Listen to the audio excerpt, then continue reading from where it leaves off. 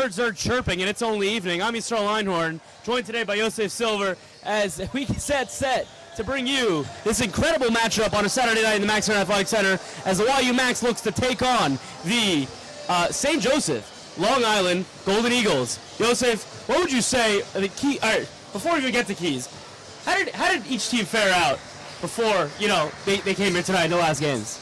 So yeah, the Max are coming. First of all, Yisrael, it's a pleasure to be here with you, as always on a Matzah Shabbos. But the Max are coming off a game against Mount St. Mary's, so they really were able to take care of business. Mount St. Mary's a little bit, hasn't been up their best. They were dealing with some injuries, and Max were able to take care of business 87-61, really executed on all ends of the floor.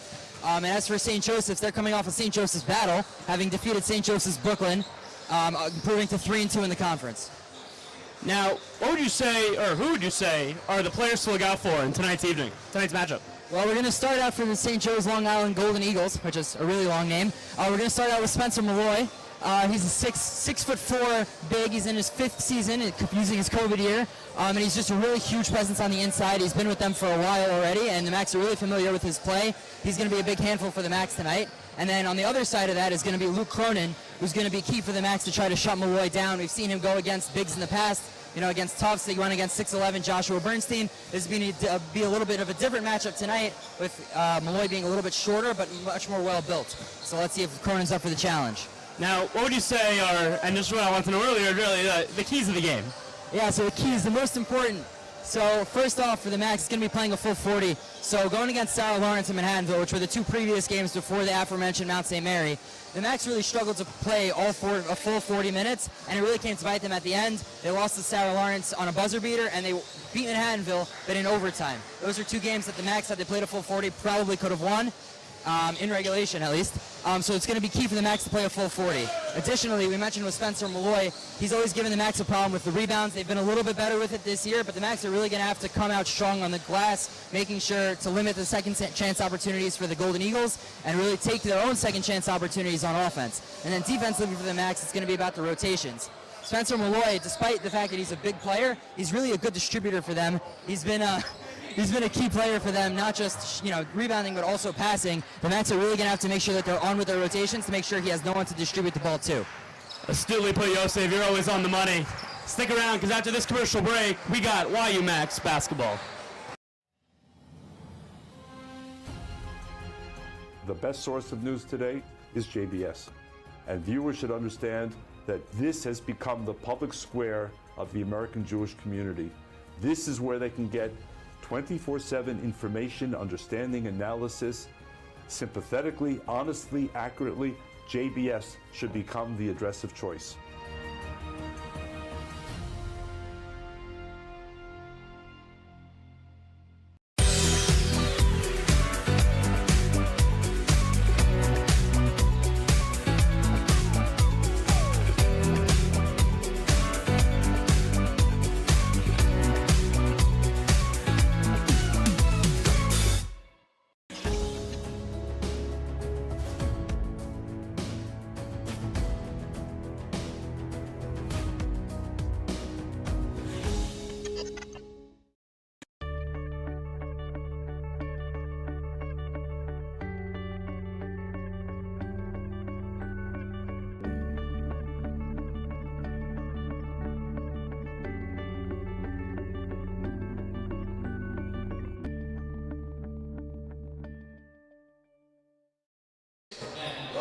And welcome back to this very special broadcast of YU Max Basketball. We're going to send you to the PA announcer as we hear the national anthems.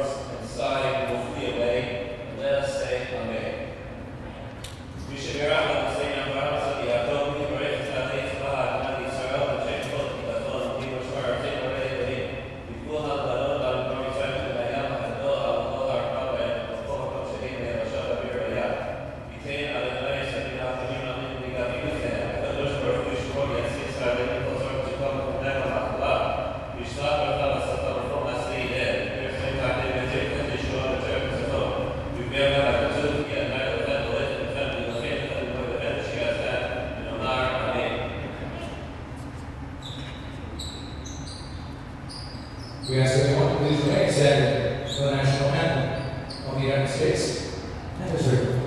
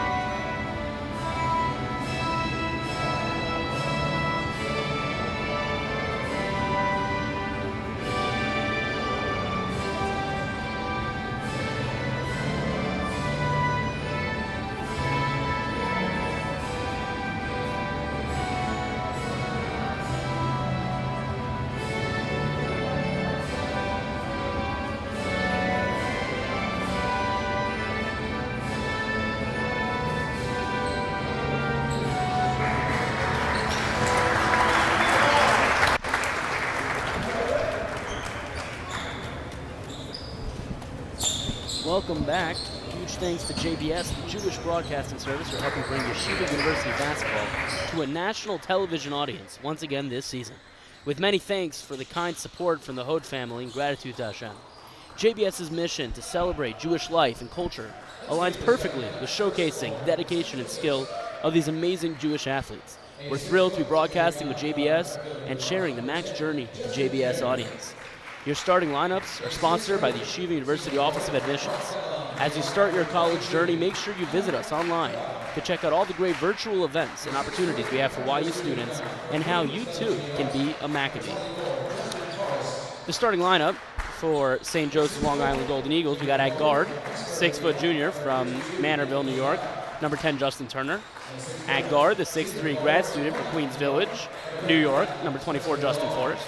At forward, the 6'3" senior from North Babylon, New York, number 22, Alec Tabata.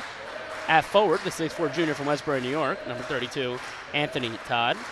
At forward, the 6'4" senior from Comic, New York, number 35, Spencer Malloy. The Golden Eagles are coached by head coach A.J. Ewell. And for the Yeshiva Maccabees, we got at guard, the 6-foot senior from Bergenfield, New Jersey, number 23, Max Zakheim.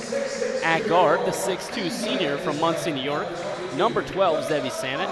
At forward, the 6'5" junior from Tel Aviv, Israel, number 13, Roy Itkevich.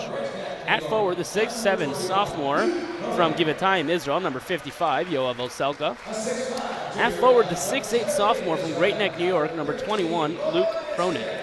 The Macs are coached by head coach Elliot Steinmetz. Yosef, this is set to be a good one tonight. I'm excited. I don't know about you. Yeah, definitely looking forward to a good one. The Golden Eagles have always given the Macs a nice run. The Macs have had some recent success, but overall it's always been a good game when playing these guys. They're pretty well coached by head coach A.J. Ewell. who legendary Akiva Poppers likes to point out, the shortest coach name, at least in the conference. Only 5 letters in total. Now that's a stat. But, looking at the starting lineups tonight going through, another guy to point out is Roy Itzkovich for the Max. Roy's really come on late. He was inserted into the starting lineup, only about 4 or 5 games ago. But the thing that really stands out with him is his effort. He's always trying, always getting those second chance opportunities, and pretty much any time he's in and around the paint, he's able to hit that. That foul line shot, the elbow shot. Those are things that he really loves to go to, so look for him to kind of get heated up from that range tonight. Definitely someone we say who can be dangerous from many different spots. As we get set here to tip the ball off. And the ball is controlled by the Golden Eagles. We had Zevi putting a little bit of pressure on him early. YU starting the game here in a man defense, as they like to do. Ball's making its way around the court a little bit. That got to the perimeter. A nice strong take to the hoop on Max Zakheim. That is no good from Justin Forrest. It's going the other way. We got Zevi Salmon putting up a transition 3, no good. That's a shot you like to see Zevi take. It was a little bit off balance, but going to the previous play from St. Joseph's, what you notice is Malloy came up to set the screen. That opened the lane. Watch them try to do that as tonight. A little pass inside gets deflected. Another strong take to the hoop. Gets fouled. That foul was called on. That was a foul on Luke Cronin, number 55. I believe that was Yoav Oselka. Yoav Oselka. You're right. You're correct. But just a really strong take to the hoop there by Anthony Todd. And overall, from the Max, with the transition 3 from Zevi, we're a little bit off balance. We're able to poke the pass on that last attempt, but ultimately Todd got it back, able to take it up. Exactly, as he does sink that first free throw.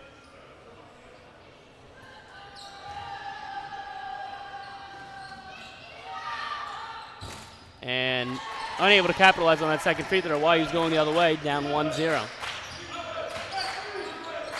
Cronin has the ball up top. Gives it up to Oselka, finds Zakheim there in the corner. Brings it back to the middle. Has Zevi up top. Zevi pulls up. It's no good. Secured by the Golden Eagles. Ball's going the other way. And if you're the Max, I'm not sure if that's the shot you want Zevi to take. Inside the perimeter, covered, and there was over 10 seconds on the shot clock. You're okay with him taking that if there's a little bit of time, if there's not so much time left. With that much time, you'd want the offense to maybe work itself out a little bit more. Exactly. Analytical guys don't love that. As we got a nice little jump put there by Spencer Malloy. Beautiful shot. And he'll do it to you like we were saying before. He's mostly known for his inside presence, because that's a nice find down low to Roy. But he can also shoot from the perimeter, and that wasn't the perimeter, but a nice mid-range hit. Exactly. As Zakheim hits a beautiful turnaround there. Zakheim actually had his career high 37 points the last time these two teams faced off. So he's looking to pick up right where he left off. And that was a game for the ages for YU. They put up 30 points really quickly. I don't remember what the exact run was, but overall it was just a dominant game on all ends for them. Talking to Coach Timeout, he's like, yeah, we were able to get Max and Zevi going. Let's hope we can continue that this game. We got some good defense, but even better offense with a great shot from Justin Forrest. The Golden Eagles are up 5-2. Zakheim with the head of steam, but he slows down a little bit, kicking it out. Zevi drives to the hoop. Yeah, they're resetting their offense here. Golden Eagles also in a man defense. Zakheim with a very similar shot to last possession, this time unable to capitalize, but they do get the offensive rebound. Roy finds Zevi, back to Roy. We're looking to do something with it. Right back to Samet. Finds Yoav down, no, finds Cronin down low, but kicks it to Zakheim. Zakheim puts up a shot. No good. Ball is secured and saved by the Golden Eagles. We're going the other way. A little bit close. Todd may have stepped out there, no call from the ref, but for the Max, you want a little bit more movements on offense, a little more something. They've kind of been a little bit stagnant. That's a nice take to the hoop by Alex Tabata, but if you're the Max, you want to see a little bit more juice on offense. Definitely, as right now they only got 2 points. Slow start, but hasn't been much time taking up the clock thus far. With a beautiful dish inside and score by Yoav Oselka, just like that. puts an end to that mini run from the Golden Eagles. And that's something we've seen from Luke. So we talk about how Malloy's a distributor and doesn't just play down low, but something we've seen from Luke is that he likes to stand at the top of the key over there, and he'll distribute. He'll find those interior passes, as he did right there. Malloy looking to do something with it on Cronin. There's a battle for the ages, and he just overpowers him and scores. And that's the thing we were saying about Spencer Malloy. It may not be the height per se, but he's just got so much size and power that it may be a tough matchup for Luke Cronin tonight. As Cronin did try to earn those 2 points back, cleaned up by Yovo Selka as he puts it up and in. Zevi putting a little bit of pressure on the ball. Oh, he stops on a dime. He steps back, puts it up and puts it in. Yet another beautiful shot from Justin Forrest. He's really getting anything he wants right now. Yeah, and Justin Forrest, the D2 Adelphi transfer. He actually coached last year. He opted to be a student assistant for Adelphi because he wanted to save this 1 year of eligibility, and now he's putting it to good use at St. Joe's. Good use, indeed. As Zakheim is the one putting pressure on it now. Looks like they switched assignments, at least for this possession. And that's going to be a key for the Max. They like to have on-ball pressure even in the backcourt. As even on Zakheim, Forrest is able to get that bucket. He saw daylight, immediately was able to score that easy layup after the tough move. And you could just see the athleticism from Forrest, on all of his shots so far. It's not just the skill, but the way he's able to get up on these shots is really going to give the Max problems tonight. As Zevi looks to score right back on Forrest, but he's called for an offensive foul as he did extend his arm there. Zevi is going to check out of the game for Tom Beza. Definitely was a foul there. Forrest did a good job of selling it too. But if you're Zevi, Forrest, we were talking about him just as that happened, with all the athleticism, he's got to be careful. He can't really extend that arm. Once you extend that arm, they're going to get you every time. Definitely.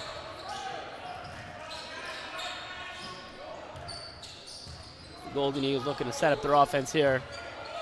That's a three-point attempt, and it's good from Alec Tabata. And just like that, Coach Steinmetz calls a timeout. Stick around. We'll be right back after this commercial break. Hey Max fans, this is Joseph Gittler, YU class of 1996, founder and chairman of Leket Israel. The skies are reopening, so come and volunteer with us in Israel as soon as you make it here. Please also consider supporting us as you think about your charity. And of course, go Max!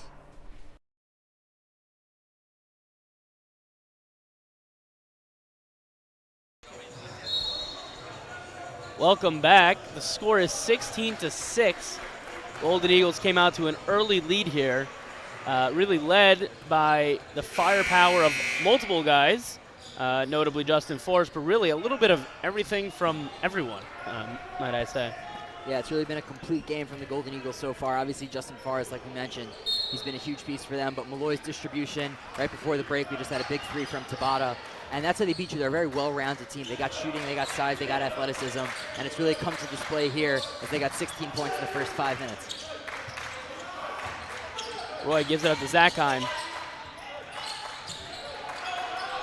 Roy does put up a three. No good. Tom fights for it, but he's outnumbered. It's going the other way. Dotan Berditcher, by the way, did check into the game. As a strong take to the hoop and score from Alec Tabata. And the athleticism from Tabata, we're very familiar with Spencer Malloy. Tabata also has been a key piece in these Golden Eagles for a while already. Very familiar with the Max and their style of play. And he's kind of taken that to his advantage so far here. That's Roy with the ball, gives it up to Cronin. Cronin not looking to shoot. We got a strong take. It's good. What a bucket from Dotan Berditcher. Maybe the firepower the Max were looking for. Yeah, definitely able to bring a spark off the bench. Interesting with Dotan, usually was a starter for the Max. He, has been nursing an ankle injury, and he actually told Coach Steinmetz, I see the lineup as currently constructed is working. Don't worry, I'm okay to sit off the bench, come in later. And there he's able to provide a spark. Let's see if he can keep that going. Exactly. Peyton Pritchard-esque, when we talk about offense off the bench. as number 32, Jonathan Levy, is going to check into the game for Roy Aitkovich.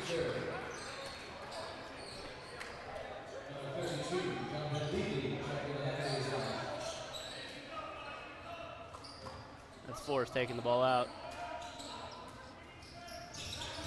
Puts it off to the guard, Matt Coletti. Finds Forrest in the corner. Forrest puts it up over Zakheim. No good, but no one really there to pick up the rebound. Forrest with a big hop step there. And the ref calls an offensive foul on the rebound. It's going to be the YU Max ball. And Max maybe got a little bit bailed out there, although for the Golden Eagles, I don't know if the ref noticed, the infamous sixth defender, as Coach Steinmetz and basically the entire Max bench was trying to let the refs know, may have hit the basket over there. Obviously no call there, but then they get the offensive foul. But they really have to do a better job of the offensive rebound in general.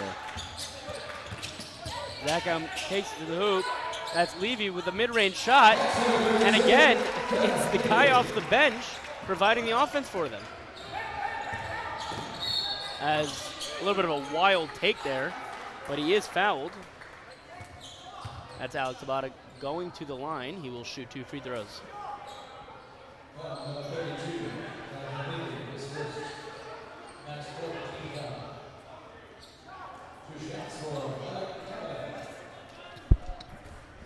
Got a little trivia question for you guys watching at home. In YU's last 12 matchups versus St. Joseph Long Island, how many times have the Max come out on top? Tweet your answer with the hashtag MaxLiveTrivia. Max Live Trivia. That's hashtag MACSLIVE Trivia. You'll find out your answer soon, see if you're correct. As he does hit the second of 2 free throws. Well, it is only a single-digit lead. St. Joseph does seem like they've been in the lead they've physically been in the lead thus far, but they've been in control this entire game. That's Zevi Samet with a 3, and it's good. Sort of been the story this game. Guys coming right off the bench and scoring. The last 3 buckets were guys who literally just checked in. Yeah, and that's something that's new for the Max this year. Obviously, they've had players that they can rely on, but overall having depth like they do, where Coach Steinmetz has consistently gone through 10, 11, 12 guys deep.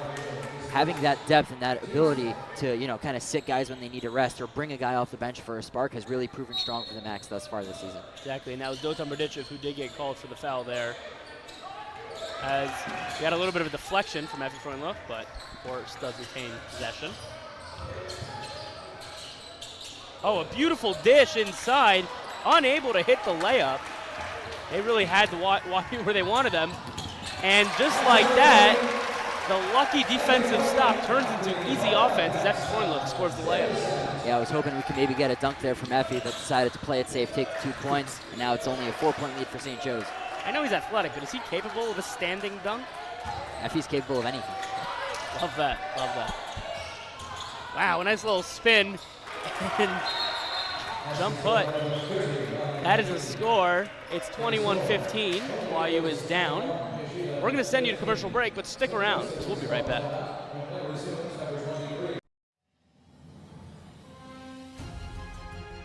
The best source of news today is JBS.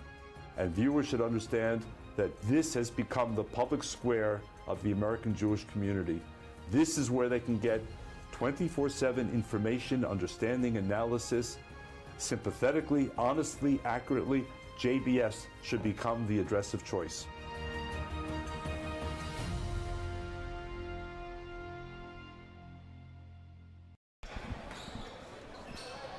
Welcome back. Coach Steinmetz did call the timeout there.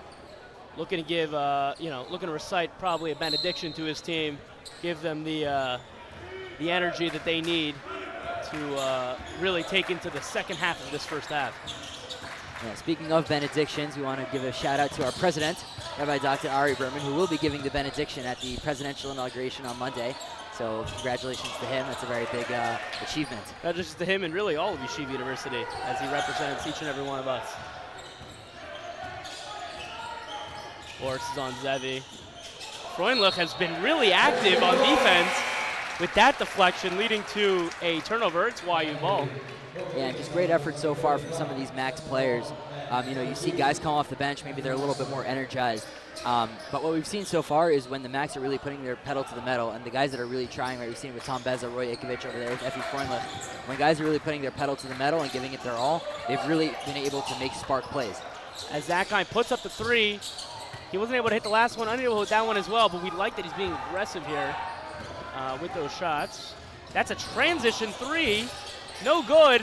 Offensive board, no good again. Another offensive board, and finally, it's good by AJ Esposito. Yeah, a little bit of an off-balance three there from McNeely, but if you're the Max, you can't allow 2 second chance opportunities. If you're defending him, obviously Malloy's a little bit tough to defend, but especially on the second one. As Forrest does get called for a foul on Zevi.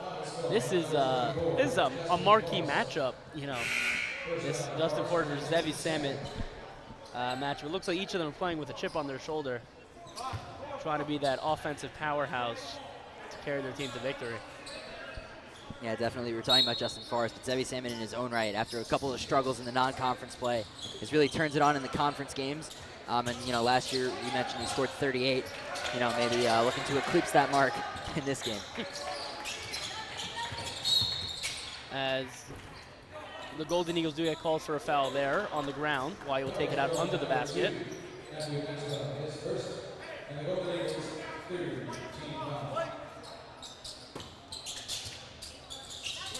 Looking to get open there, they find Zevi.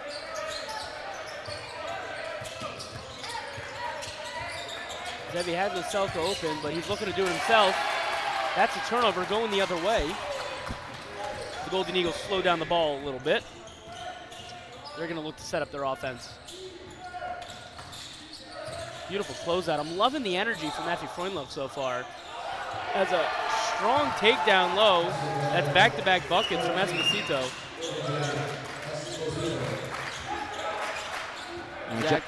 Sorry. You were saying? And, my bad. And Jonathan Levy, he's been a key presence for the Max, especially with the physicality, but just going against the 6'7", AJ Esposito. Kind of tough matchup for him, as that's a nice layup by Yoav Oselka, cutting the lead to 8. Exactly. YU really putting pressure on the ball for full court. That's something they like to do often.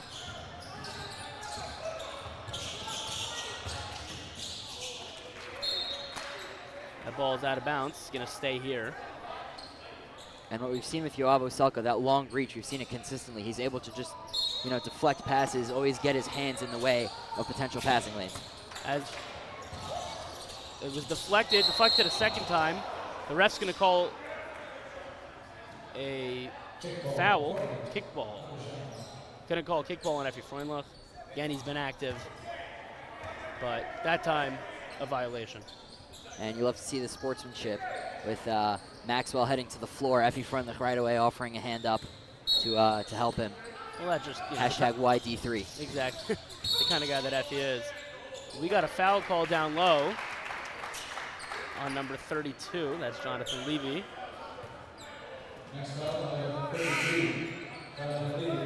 Yeah, now Levy with 2 fouls. He's going to have to check out of the game. He's a guy that Coach Steinmetz has really been able to rely on as a piece for the Max off the bench, but with 2 fouls here, can't imagine we'll see him for the rest of the half. Right, and the beauty of YU's depth is that one man goes down, another man steps up. As Luke Cronin comes into the game, he got an immediate 3.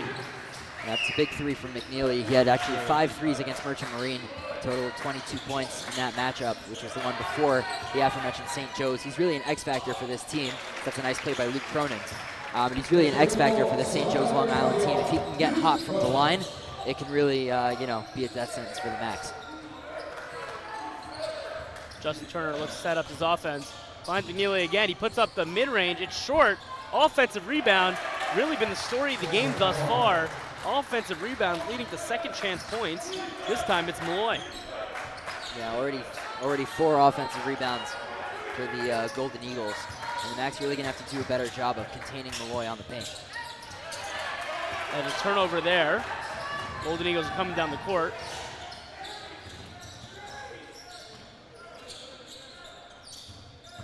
That's number 2. Maxwell drives to the hoop. Another drive, finds Malloy cutting. No good. That was great ball movement there by the Golden Eagles. Malloy maybe was looking for a foul there, but nothing called by the refs. Cronin stops in his place and hits the mid-range. That's back-to-back buckets from Luke Cronin. Yeah,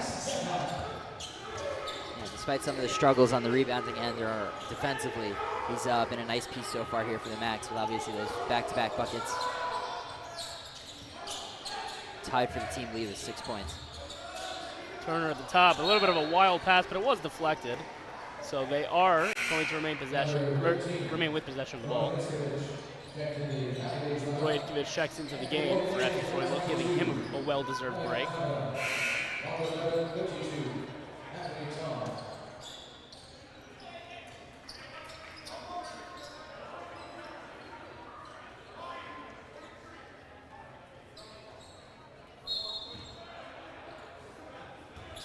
Golden Eagles looking to set up their offense here. And the Max look to switch back to their zone defense. We saw them come out in a man earlier, maybe especially to defend Malloy, but with that not working, Coach Steinmetz very willing to switch to the zone. And a brutal 3 from Ryan McNeely as the buzzer hit. That's down 2 for him. That's tough for YU as they go down 12 here with 7 minutes remaining in the first half. Really looking for a energy boost here, some sort of momentum shift. They're going to look to go on a run here. And speaking of momentum shifters, Effie Freudel looks to check back into the game. As a beautiful dish from Cronin to Zevi down low. Cronin with the team high 3 assists. We saw him, we mentioned before, he likes to go high-low on some of those passes. It was a great find there inside to Zevi, and all Zevi had to do was put the ball up. I believe Zevi just took off the lid, his personal lid right there with those 2 points. We got a 3, which is good from Tabata. This team is not missing right now. Yeah, 4 or 5 from 3 for St. Joe's. You mentioned as one of the keys pregame is rotations, making sure that you're not giving up, easy opportunities from the perimeter. Max really gonna have to do a better job of that going forward. As the Max do miss there, Golden Eagles going to slow down their offense as they come the other way. They have really been hitting from everywhere. 3s inside. Their offense has been on fire, but that is a turnover. It's going the other way. Zevi to Yoav. He scores the layup on the fast break. Could that be the momentum shift that YU oh so desperately needs? Yeah, it was a great transition from the Max, and we see with their defense, you can get all these swarming opportunities. They were able to force the ball to the corner, and then they were able to swarm the defender, pop the ball out. Great transition by the Max. As Malloy puts up a contested mid-range. That was a tough shot. It's going the other way. Zevi with a strong take to the hoop. Ooh, the crowd wanted goaltending. But Zachheim cleans it up and hits the 3. Just like that, it's an 8-point game. And despite the fact that a lot of the Max wanted maybe a goaltend, as they thought the hands maybe went through the hoop to block the pass, I think it worked out well for them. Zachheim hitting the 3, able to get 3 instead of 2 on that opportunity. Exactly. They'll trade 3 points for 2 any day of the week. And another 3-point attempt from McNeely. It's no good. Zachheim with the ball. YU does have momentum right now. He's fouled, and that's Zachheim going to the rim for 2. Going to the line for 2. Yeah, and we've seen over the past couple of minutes the Max using their defense to force turnovers, fluster the St. Joseph's offense, and then turn on the Jets to the other end, try to force transitions. And it's been working so far. Max still down 8, but they were down double digits at one point, and they're going to be hopefully, cut the lead even further. We asked you earlier in YU's last 12 matchups for St. Joseph, how many times have the Max came out on top at St. Joseph Long Island? The answer is 10. Want to submit your own question? Tweet it out with the hashtag MaxLiveTrivia. Yeah, outside of the Max had 2 consecutive losses, and I believe their 3rd and 4th to last game, as that's a great effort by Yoav. And that offensive rebound leads to a Max Zachheim miss, but that was something you do like to see. And going back on that, you got Yeshiva's 3-0 in their last 3 matchups, but all of them have been games pretty much. It's been, very respectful competition over here. That's the YU crowd. Wanted a travel call, and Flores touches the crowd as he gets the assist there. It's hard to tell with the way the camera's angled, but on our side at least, it is a packed house here tonight, here in the Max Stern Athletic Center. They find a cutting Max Zakheim, who gets fouled under the rim. Coach Ewell is livid. I believe he believes that the call should have been out of bounds. And with that foul being called on Justin Forrest, let's see if he winds up going to the line, going to the bench, excuse me. With only 4:02 left to go in the first half, I wonder if Coach Ewell maybe pulls out his star guy, you know, give him save points for the second half. Looks like he's going to stay in for now. Still yapping with the ref a little bit. Not sure why he got called for the foul there. Yeah, he didn't love that call, nor did his coach.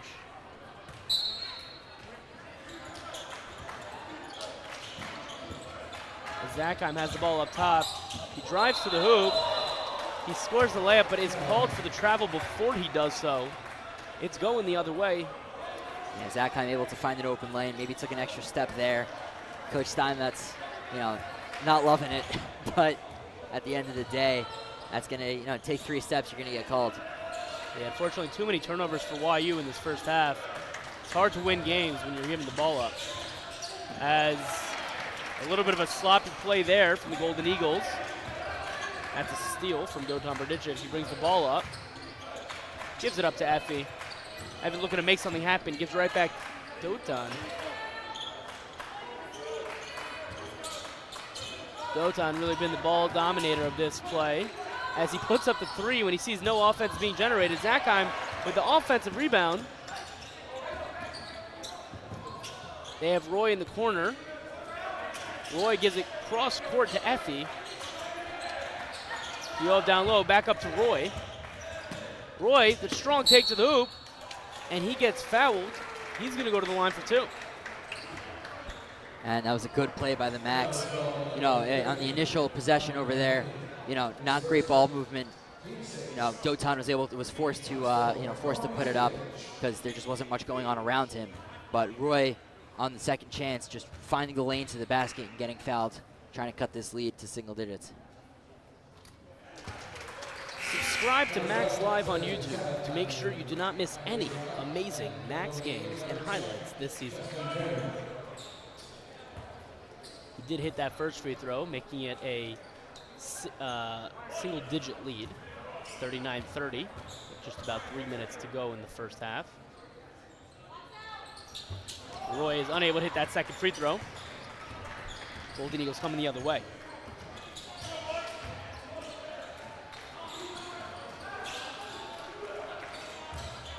St. Joe's Long Island not looking to rush anything here.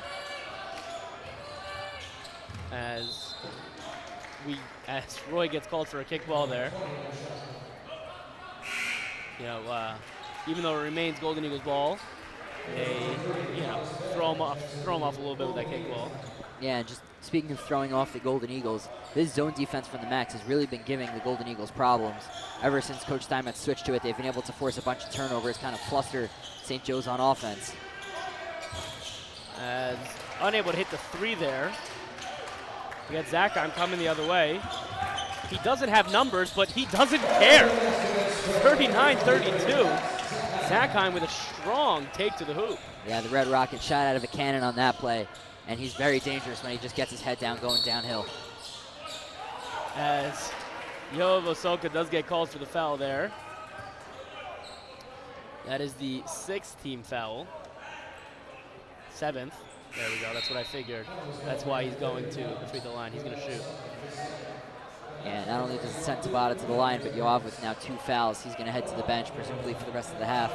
Luke Cronin coming back out.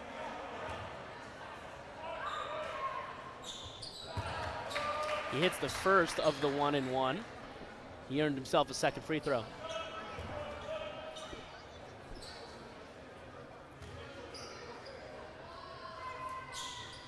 Second one's good as well. While you coming the other way, down 9.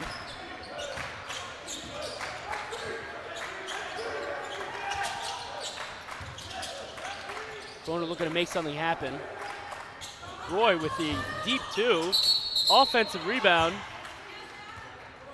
And Dovid does get fouled on that putback there. He's going to go to the line for 2. Yeah, and that's a strong play from Dotan. Like we said, just the effort on the second chance opportunities. You see Dotan really forcing his way in there, trying to get that second chance, and is able to draw a foul. He'll go to the line for 2. And that foul also puts, St. Joe's now has 7 fouls, so any foul from either team is going to send guys to the line at this point. Really just a testament to the aggressiveness and how much each team really wants to win this game. As he hits the first but doesn't hit the second.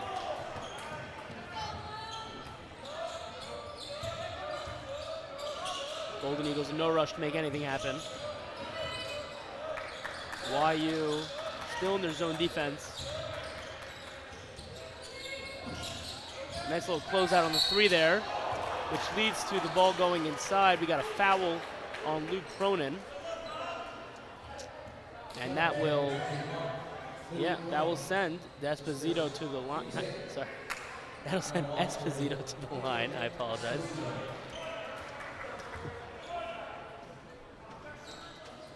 And oh, yeah. Sorry. No. I just want to say, I wonder what Coach Steinmetz does here. It seems to me that he's leaving in Luke Cronin. But now Luke with 2 fouls, Yoav with 2 fouls, Jonathan Levy with 2 fouls. He's kind of running out of bigs to put on the floor, if you're nervous about getting 3 fouls in the first half.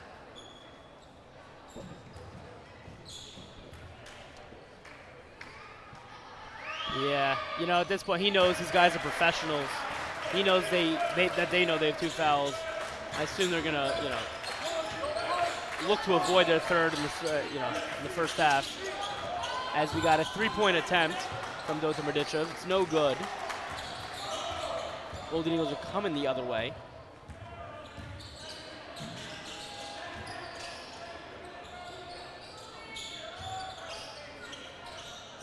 Golden Eagles looking to set up their offense here. They don't have much going on, but they do have that 3 in the corner. It's no good. Zakheim gives it to Zevi. Zevi takes it all the way. Zevi is sick and tired of being sick and tired. He scores the bucket. What a strong take to the hoop by Zevi Samet. And yet more transition points for the Max. Kind of giving the opportunity for the 3, but with the Tabata miss, they're able to just turn right around and storm down the court. A beautiful no-look pass inside, although it goes off the knee of Esposito. That ball belongs to the YU Max. Yeah, it was a tough angle there for the ref, but good thing the other referee who had a better angle was able to call him off. Max basketball, just under a minute to go. As Zakheim picks up that ball, we got 45 seconds left in the half. YU probably looking to end with some sort of momentum here. Roy finds Zevi. Zevi gives it up to Cronin. Cronin finds Roy. He shoots the long 2, and he puts it in. Just like that, it's a 2-possession game. And it's like we were saying earlier, Roy loves those long 2s. Maybe some of the analytical guys kind of not on him about that, but that's really his shot and his, I need to see the heat chart, but his shooting percentage from there is just impeccable. Exactly. Coaches don't love that shot, but when you're DeMar DeRozan, you got the green light. It's a beautiful dish inside as the Golden Eagles get the 2 points right back. We got 2 seconds left in the half. Every Freundlove puts up a prayer. It's no good. We're going to send you to the halftime show, but stick around, because right after, we'll be right back with more. One of the aspects of being president of Yeshiva University is that I get to attend many basketball games. We have a very popular basketball team. Do people know that? Very popular basketball team. Well, the Yeshiva basketball team is doing very, very well now, and JBS is broadcasting the game. My take on that is the fact that the Yeshiva team is doing well. It's so great that JBS is doing this. Sadly, Mark, who did the first time we broadcasted a game, when they first made the tournament, he was the MC. He was the anchor man from JBS. So, so much of what Mark wanted to do, we're going to try to do as best we can with our limited abilities to fulfill, so many of his dreams.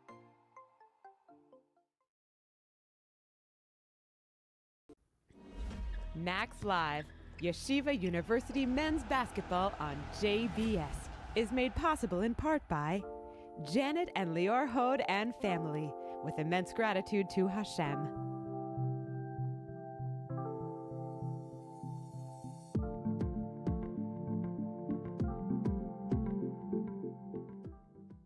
Well, the Yeshiva basketball team is doing very, very well now, and JBS is broadcasting the game. My take on that is the fact that the Yeshiva team is doing well.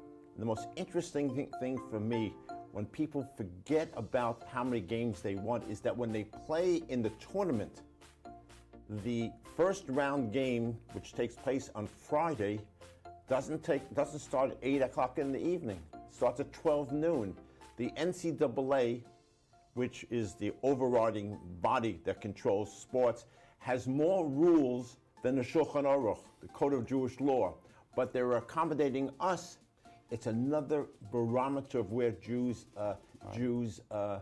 fit in America. So it's so great that JBS is doing these. Sadly, Mark, who did the first time we broadcasted a game, when they first made the tournament, he was the MC. He was the anchor man from JBS. So, so much of what Mark wanted to do, we're going to try to do as best we can with our limited abilities to fulfill, so many of his dreams. So I know you played in, obviously, Valley Torah. Your father, Brad, who's here, and your family's here as well. Quoted in Gary Belsky's article, in the ESPN.com article, when your dad said, well, why are you going to Yeshiva University, an Orthodox Jewish institution? And you asked your dad, well, why did you send me to a Jewish day school, Valley Torah?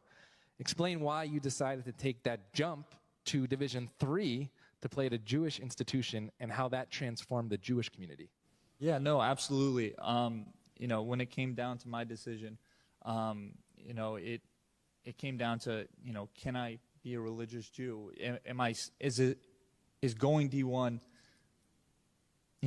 good enough for me to worth me sacrificing my religion, right? And stopping my faith because I want to I played Division I basketball. And when it came down to it, it just wasn't. And, I've seen people in the past that made that decision, because of the clout of Division I basketball. And I wanted to be able to set the pathway for, the Jewish kids and any kid, watching, that it doesn't matter where you come from, you can succeed, and just stay true to who you are and stay true to what you believe, and you'll make it. We have an amazing basketball team, the Yeshiva University Maccabees. They won 50 games in a row at one point, and were ranked number 1 in the country in Division III. Number 1 in the country. Now, we sing HaTikva before every game along with the Star Spangled Banner, and over this past year, they've been wearing the hostage faces on their warm-up jerseys. We are out in the world as proud Zionists and proud Jews. That is who they are.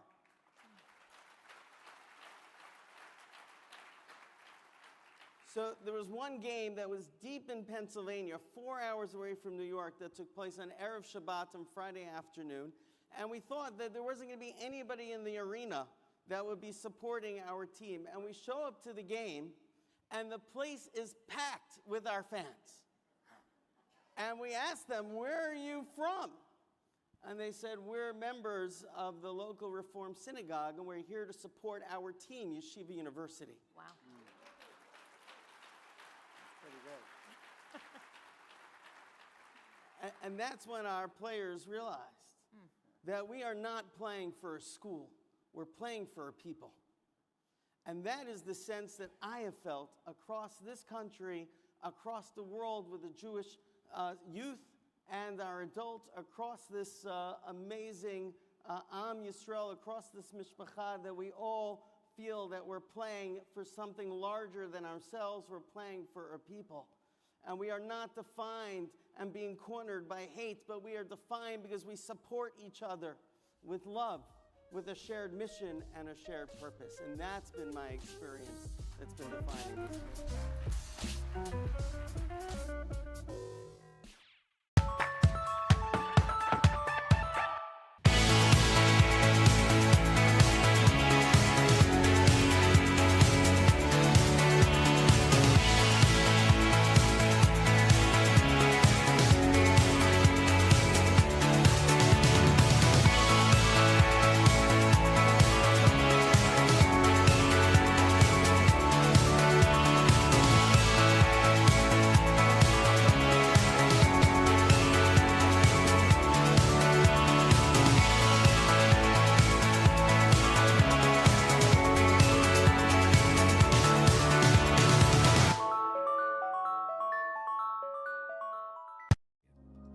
Welcome to Being Jewish with Jonah Platt, the podcast where we explore and celebrate the full, gorgeous spectrum of Jewish identity.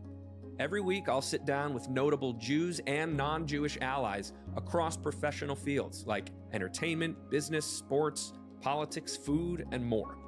Together, we'll dig deep into a conversation not likely to be had anywhere else, all surrounding one key question: what does being Jewish mean to you?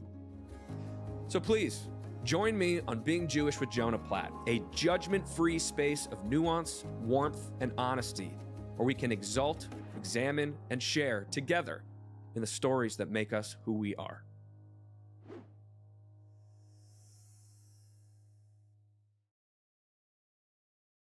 I see the metaphor of sports being very important in understanding the life of Jews in the United States. It's not so much who wins the game, but whether you're allowed to play the game, whether you're part of the group. And Marty Glickman's story is a way of studying the question of, do Jews fit in through the metaphor of sports?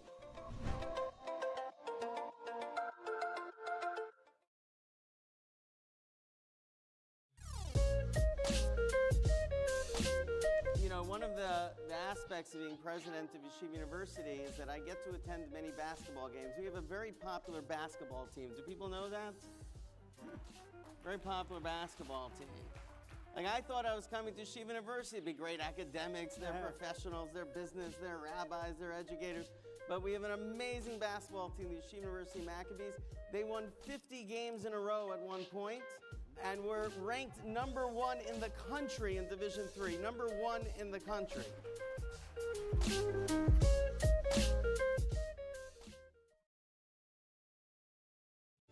JBS, the Jewish Broadcasting Service, with a marvelous array of programming for anyone interested in Jewish life and the State of Israel. News, events, Jewish studies, movies. It's all on JBS, expanding Jewish understanding, celebrating all things Jewish.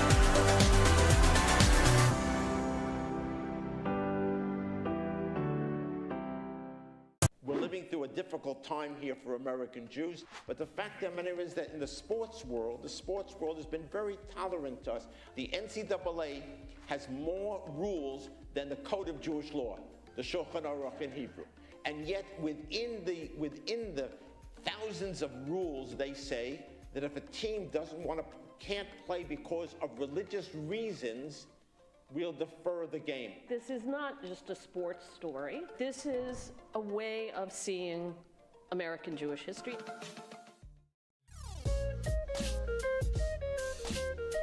One of the aspects of being president of Yeshiva University is that I get to attend many basketball games. We have a very popular basketball team. Do people know that?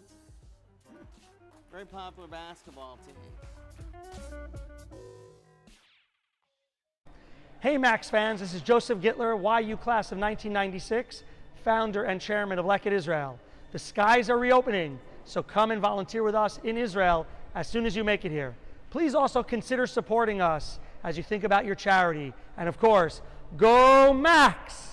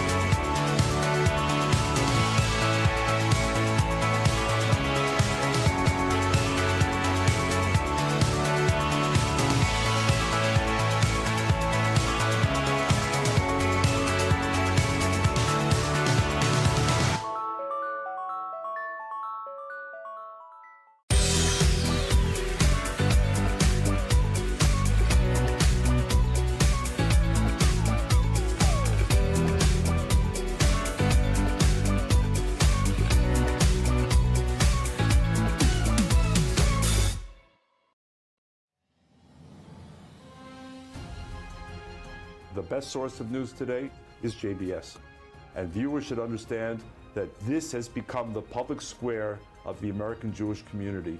This is where they can get 24/7 information, understanding, analysis, sympathetically, honestly, accurately.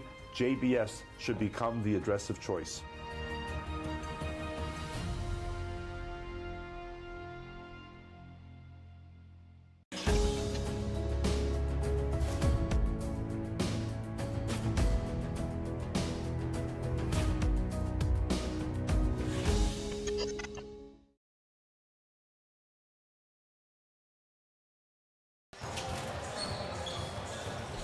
Welcome back. Thanks to JBS, the Jewish Broadcasting Service, for broadcasting tonight's game nationally.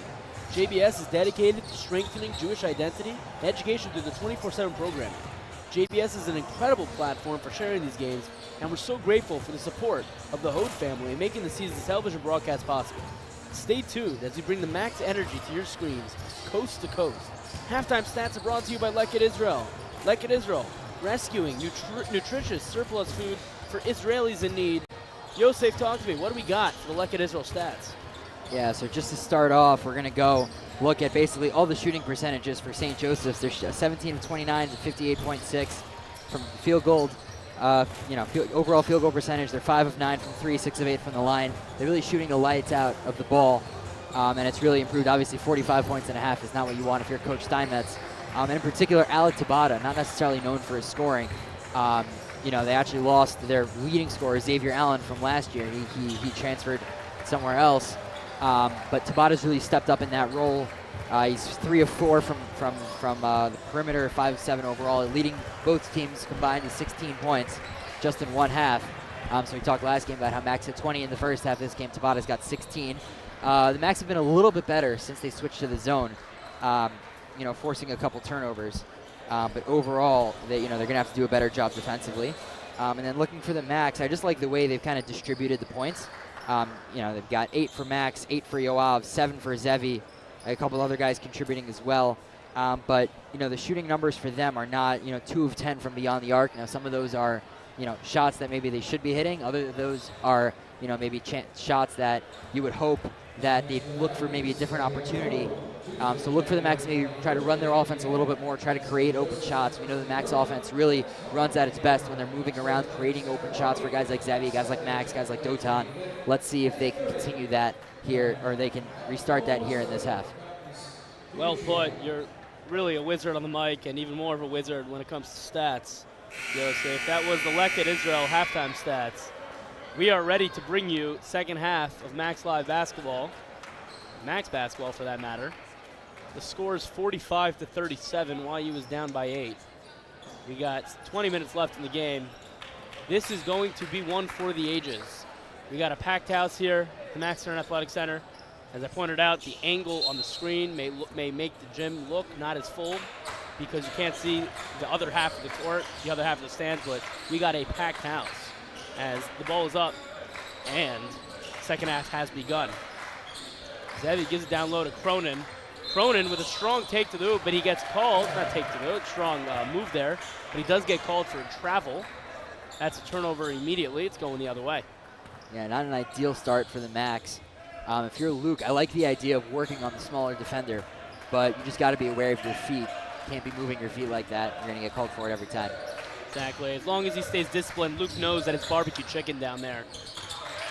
Speaking of, we got an easy little jump put from Tabata, picking up right where he left off. Took the words right out of my mouth. Now up to 18 points for Alec Tabata. Zakheim finds Zevi in the corner. Zevi puts up the 3. It's no good.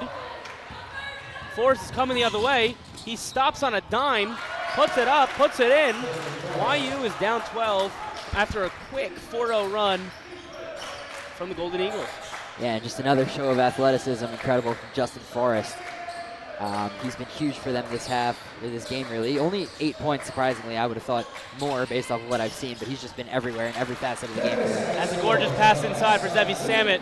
Zevi's sister, actually, Kayla Stern, just had a baby, so mazel tov to the Samet Stern families. Incredible, as Zevi does score there to bring it back within 10.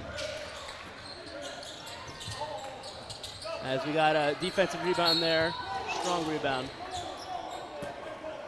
He does get fouled. That's why Max ball. Yeah, Tabata can't believe it, but I think I heard the slap from here. But that's great effort from Yoav Osaka. That's really what you're looking for if you're the Max. You know, really battling hard down low with Spencer Malloy, but able to come up with the board and force a foul. Osaka up top, finds Zevi. Zevi unable to hit the three there. Zakheim picks it up, finds Osaka, drives to the hoop, kicks it to Zakheim. Zakheim puts up the three, it's good. Max Zakheim taking off that three-point lid he desperately craved to remove in that first half. Yeah, Zakheim in the first half and easily, he was 1 of 4 in the first half, now 2 of 5 overall, leading the team with 11 points. But something for the Max that we struggled to see in the first half is they weren't giving their shooters opportunities to get open shots. They were kind of just, a little bit stagnant on offense and then chucking up shots when they felt they had to. That possession in particular, you saw Zevi with an open shot, you saw Max with an open shot. Look for them to get their shooters in position to hit good shots. As that deflection there from Zakheim keeps the ball on this side of the court, Golden Eagles. Another deflection. We've seen a ton of deflections this game from the Max. Fortunately, most of them have not translated to steals, but definitely throwing off the Golden Eagles, each and every time they do get a deflection. Yeah, and ever since they switched to the zone, you see the players all with their hands out, very handsy defense, this Max defense, and it's really been flustering the Golden Eagles. As Ford puts up a three, no good. Zevi fights for the offensive rebound, unable to control the rebound. The ball stays here. As off of the deflection, I don't think St. Joe's realized how much time was on the clock. Forrest just had to chuck it up there. Good effort from Zevi, but he wasn't able to corral it. Golden Eagles looking to make something happen here. They've had many opportunities to score the score the ball on this possession alone. As the foul there is going to ensure that they take it out from the side.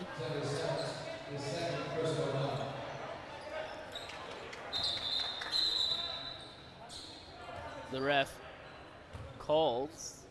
I think you're saying it's a baseline foul as opposed to a sideline foul. Good call on the ref there. Way to be mock bid, way to be diligent.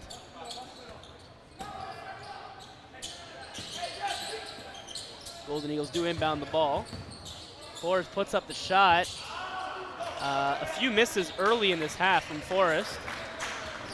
Sort of gone a little bit cold, but that's not going to derail him.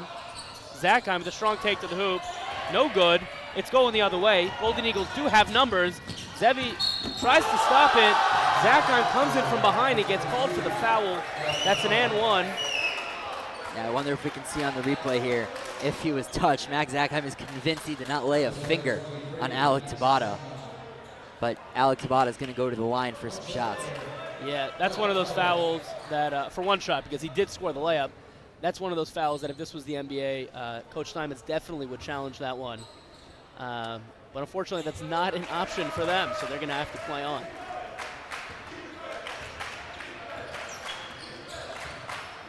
Zakheim wants to set up the offense. He gives it to Cronin. Cronin finds Ivkovic. Gives it to Yoav. Finds Zakheim. Zakheim is back to the hoop. That's Roy with another mid-range shot attempt. No good. Golden Eagles are coming the other way, up 10. Not looking to rush anything. Just want to set up their offense here. Yeah, and that's just too easy for Spencer Malloy as he got a good angle on Max Zakheim there down low and scored the layup. Yeah, and that was a good job by Justin Turner, able to identify the mismatch with Malloy on Zakheim. And if you're Max, I mean, he tried, but Malloy's just so much bigger, not much he could do. Has a beautiful dish inside, and that block attempt was called to goaltend, but it didn't really matter. The ball did go in the hoop.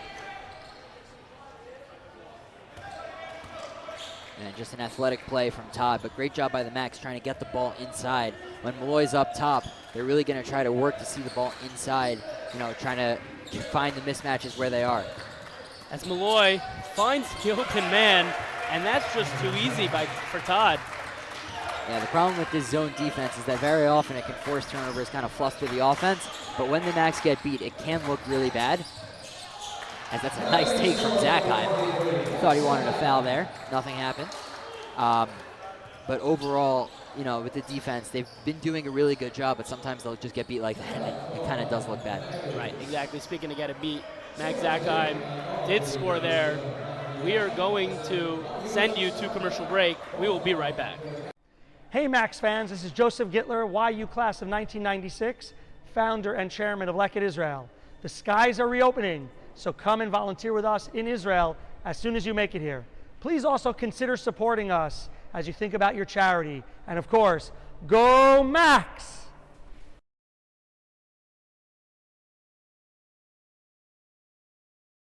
I see the metaphor of sports being very important in understanding the life of Jews in the United States. It's not so much who wins the game, but whether you're allowed to play the game, whether you're part of the group.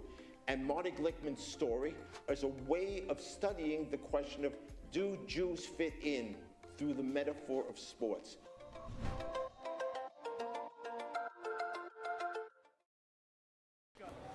We're proud to partner with JBS, a 24/7 Jewish television channel reaching over 250,000 homes every month. Wow. From cultural programming to current affairs, JBS celebrates and educates about all things Jewish. Thanks to the Hode family for helping bring this Max Live season to television viewers around the country. Just like to give a quick shout out to everyone watching on JBS. I don't know if he happens to be watching tonight, but general shout out to Grandpa Charlie. Big fan of JBS as a whole, and definitely has watched the Max many times on JBS. Also shout out to #1 Max fan, my cousin Ellie Rufflesman. Loving these shout outs.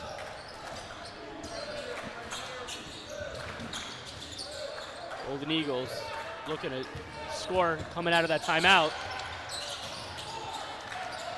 Again, very aggressive defense from YU. And we got a call on the ground. I believe that it's is a timeout. Yep, they called timeout to avoid the turnover there. We're going to send it to YU Max royalty on the sideline. Akiva Poppers in just a moment. And with that, we send it to Akiva Poppers on the sideline. Thanks, guys. I want to, speaking of shout-outs, which Einhorn gave a few minutes ago, I want to give a shout-out to number 15 on St. Joe's Long Island, Matt Coletti. He's a grad transfer from Stevens. Great story with him. He's Internet Sports Illustrated and for the Pacers, doing player personnel stuff for the Pacers, covering NBA Sports Illustrated. We love seeing guys who do both basketball on the court and stuff off the court. Matt Coletti is an example of one of them. Back to you guys in the booth. Thank you, Akiva. As we said, YU Max royalty right there. It's an honor to be able to work with him each and every game that I'm on the broadcast.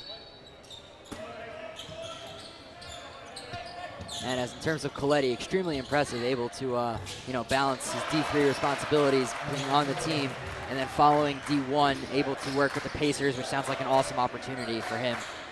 Potentially looking to turn into some kind of either some career in sports. Exactly, as Tabata did score again, putting the Golden Eagles up 12. Even when YU has come back, the Golden Eagles have really been in control at every facet of this game, every point of the game. Strong take to the hoop. Yovo Selka, he gets fouled. He's going to go to the free throw line and shoot too. Yeah, and it's a little bit, it's the sign of a well-coached, not just a well-coached team, but really just a talented team overall, mentally tough. A lot of veterans on this team, a lot of graduate students and seniors, where just because the Max go on a little bit of a run, it doesn't faze them at all.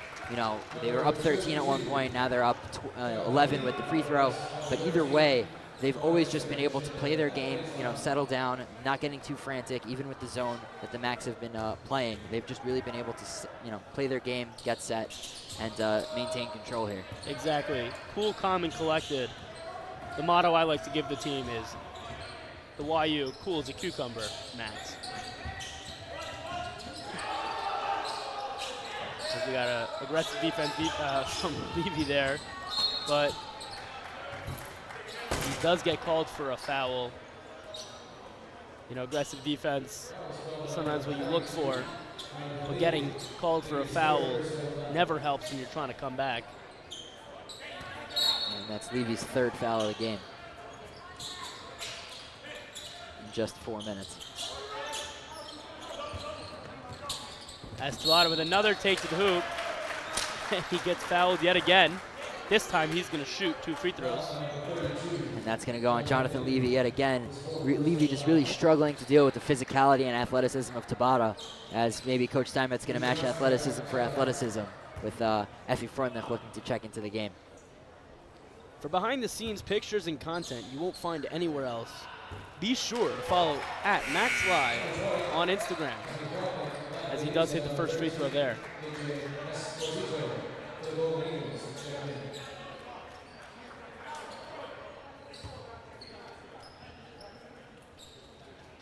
If he hits this free throw, that'll tie their largest lead of the game at 13, and just like that, he does.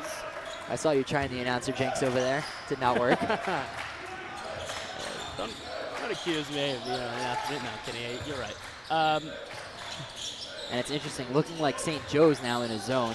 They're much more of a man team, but speaking to Coach Yule before the game, he mentioned they can mix in a zone here and there. Ooh, as Zakheim wanted to get called for a foul there, so did the entire crowd, but he doesn't. And on the other end, we got a travel call, so YU gets the ball right back. Golden Eagles are shocked. I mean, if you take a look at their faces after that call, they look almost as surprised as Max Zakheim did when there wasn't a foul call on the other end. Exactly. I was trying to think of some metaphor. I'm happy you stopped me before I said something stupid. Zevi with a deep 3. No good. He's been relatively quiet from out there this game. But Freundlich says no problem because I'll pick up the slack. He hits the 3, and we're back to a 10-point game. And it's been a good team effort here by the Max, even though Zevi's struggled to get it going. Now 1 of 5, maybe a little bit of a skid. Chulin maybe weighing a little bit heavy from this afternoon. But the rest of the team has really been able to pick it up. Zakheim has 2, Effie Freundlich now contributing 1. Exactly. It's funny, you mentioned the Chulin from Shabbos. YU notoriously, as they gain possession there, notoriously plays slightly worse on a Motzei Shabbos than they do during their weeknight games. I'm not blaming Chulin, but, I'm not saying it isn't the issue either.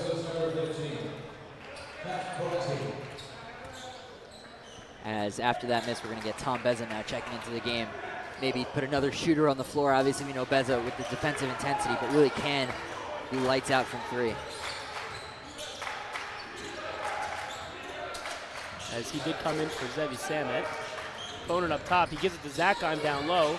Zakheim comes back to the basket. He's done that a few times this game. Really facilitating the offense from down low. Freundlich with a deep 3. No good. As Beza does get called for a foul.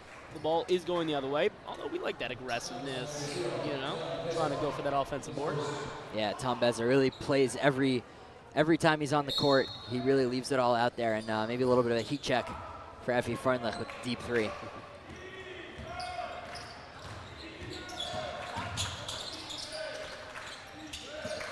As we got Malloy down low, he spins on Cronin, but Cronin inaugurated him at the rim with a block. We're going the other way. Beza gives up the 3. Zakheim puts it up. No good. It's a little bit of carnage under the hoop with Cronin and Esposito. And YU was unable to capitalize on that opportunity. So Matt Coletti came down the other side, hits the 3, just like that, tied their biggest lead of 13. Yeah, a little bit of a backbreaker there for the Max. Had the transition opportunities, weren't able to convert. And then Coletti just smacks it right in their face on the other end with the 3.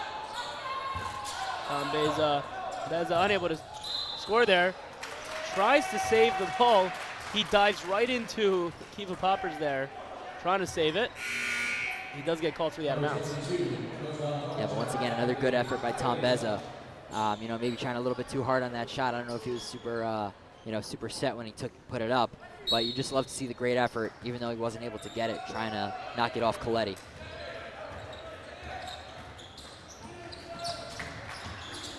As an unforced error there, as the Golden Eagles turn it over.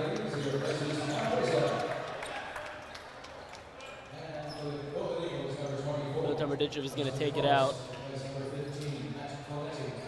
Zakheim looks frustrated with how the Max have been playing thus far. I don't blame him. Not a horrible game by any means, but just a game that has them, comfortably losing right now. uncomfortable for the Max, obviously. Justin Turner's up there with the ball, looking to make some sort of offense happen. He gives it up. And that's Dotan who gets called for the foul on AJ Esposito. And with the Max on a little bit of a cold streak ever since that FE3, I wonder if Coach Steinmetz, when the Max get the ball back, maybe look to call a timeout, kind of settle the guys down, rework the offense a little bit. It seems a little, Jim's gotten a little bit quiet. Obviously, you want the crowd back into it, but the Max are going to have to prove they deserve that. As Forrest gets fouled on that on the 2-point attempt, he's going to go to the line and try to extend this lead to 15. And that's Yoav Oselka's third. Coach just took Luke Cronin out of the game, but he may have to head back in now with Oselka playing on 3.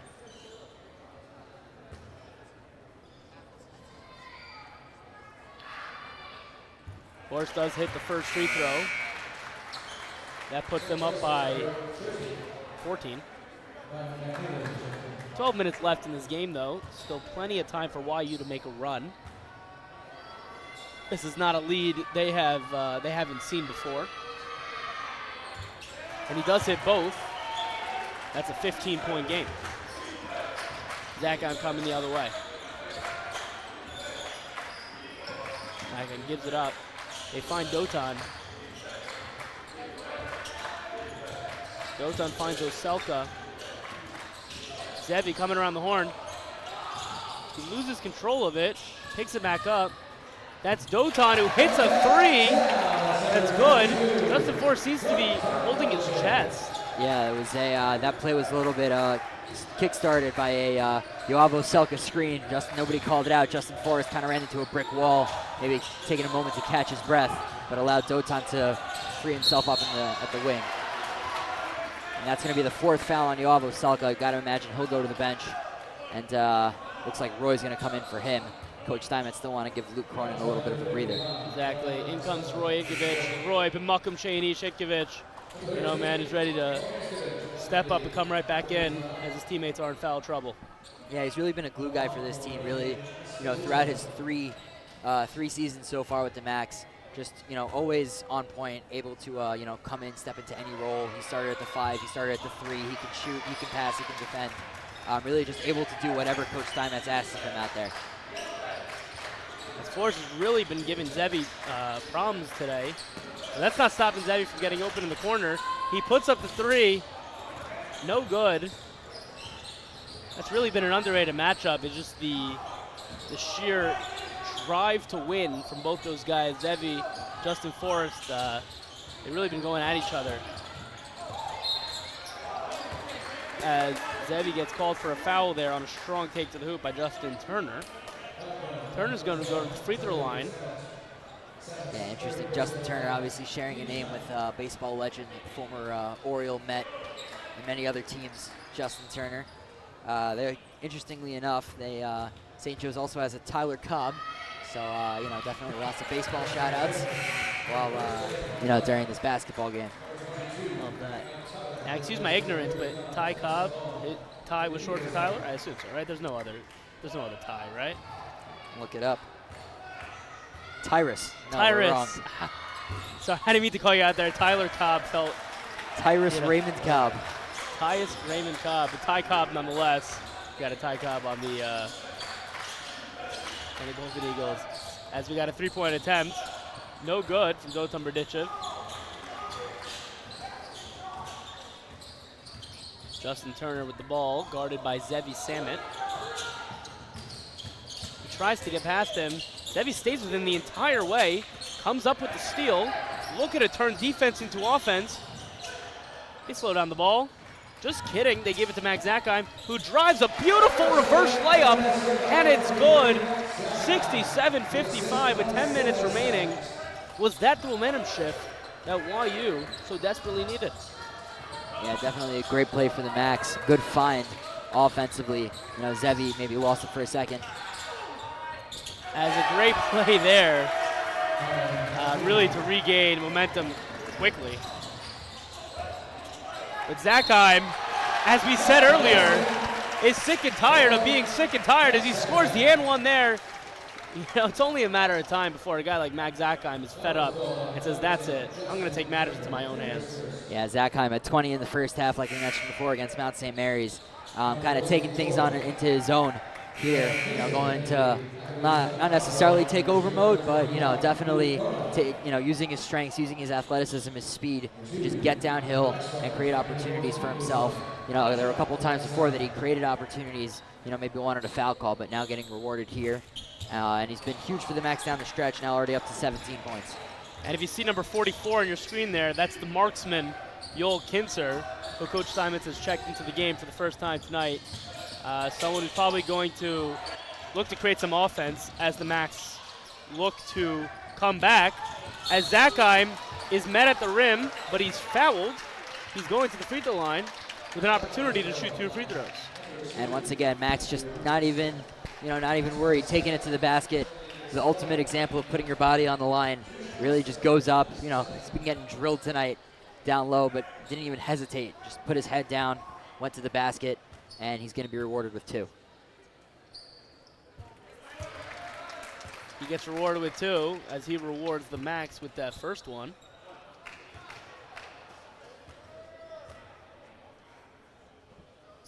He hits both free throws. Just like that, we're back to a 10-point game. YU is in a full court press right now. Yeah, Max is trying to create some chaos for St. Joe's, maybe force another turnover. Speaking of chaos, Joel Kinzer looks like he is locked in, dialed in on defense right now. Kind of the energy that YU was looking for. As a soft take, trying to lay it up off the glass, no good. Zackheim's coming the other way. A very similar play, but a different result from Zackheim as he scores the layup and one. Just like that, we got a single-digit lead. Unbelievable by Max Zackheim, really putting the team on his back. You know, now up to 19 points. Excuse me, up to 21 points for YU. You know, with the potential to make it 22 here. But he's just been incredible. Well, you know, each possession, they got to really watch him, put a body on him, do something to make sure that Zackheim can't get downhill. As Kinzer gets called for a foul, Coach Steinmetz giving him a little pep talk. Yeah, we'll call that. As my Rebbe in Yeshiva said, the great Yishai Kenigsberg, Musser is empowering, not depressing. Giving his coach giving his man a little bit of Musser. Love that. On that, not to get too handsy. Love on that. That play. Is now with in the double bonus, it's going to send Maxwell to the line for 2 shots. And if you're Yeshiva, it's not a place you really want to be. Already in the double bonus, you know, over 9 minutes to go in the game. Every single foul from this point forward is going to send St. Joe's to the line for 2. He was unable to hit that first one. The crowd here is on their feet, going extremely wild. And that is distracting enough to make him miss both free throws. YU with an opportunity to make this a 2-possession game.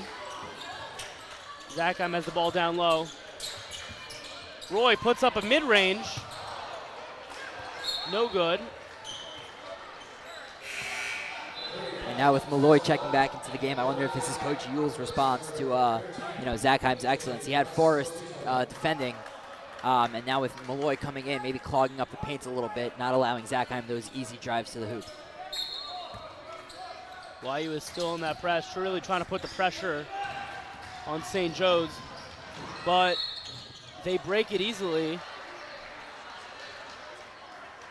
Get to the free throw line.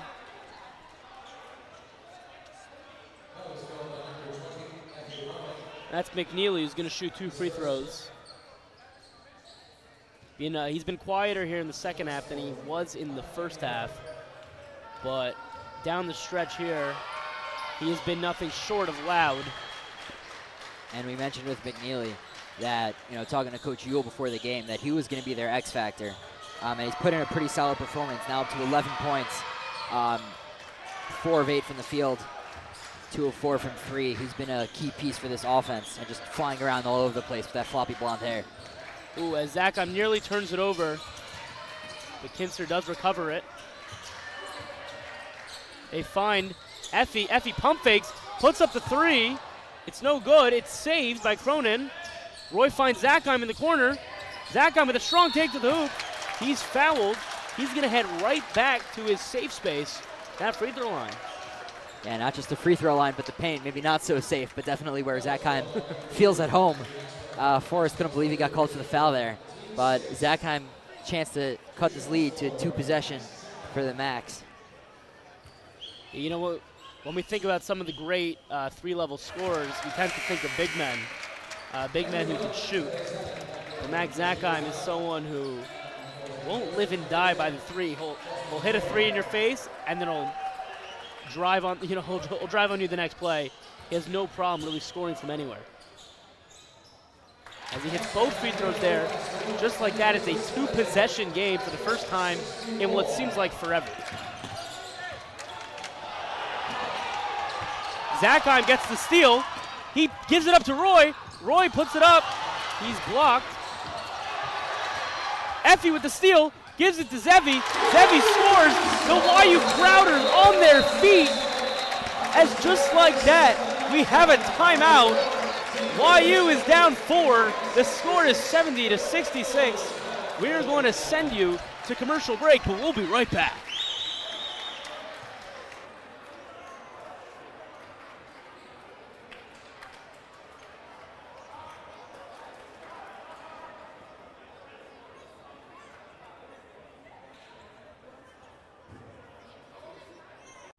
Hey Max fans, this is Joseph Gittler, YU class of 1996, founder and chairman of Leket Israel.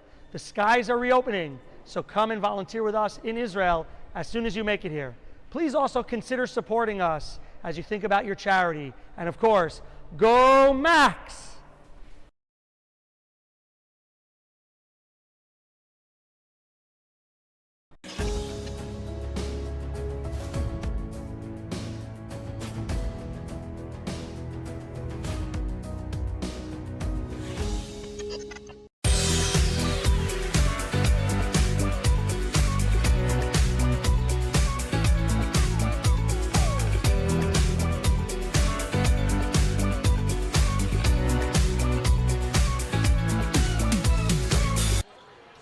And welcome back. We got a thriller on our hands as YU has been chipping away at a 15-point deficit to bring it within 4. Yeah, YU currently on an 11-1 run here. You know, it's kind of been the Max Zakheim show for YU. But also defensively, they've really been able to force turnovers, make the Golden Eagles feel uncomfortable. This press has really been giving them problems. And that's been key for the Max really the entire game. Obviously now with it at 4 points, it kind of changes the whole dynamic. Let's see if the Max can capitalize. As Effie Freundlich meets him at the rim, Zevi's coming the other way. Finds Zakheim, who's been the hot hand here late. Zakheim with a strong take to the hoop. He puts it up. He puts it in. And 1. Just like that, YU is within 2 as Zakheim goes to the free throw line for a 3-point play. Unbelievable from Max Zakheim, really putting the team on his back. Now up to a ridiculous 26 points for YU. Zakheim has been the man here in the second half. It's been a lot of defense leading to great offense. As he does hit that free throw, just like that, it's a 1-point game. The score is 70-69. And an underrated part. Oh, YU with the steal. The YU crowd is going nuts as YU has an opportunity to take the lead. That's Zakheim for 3. It's so good. Going the other way. St. Joe's looking to put an end to this run.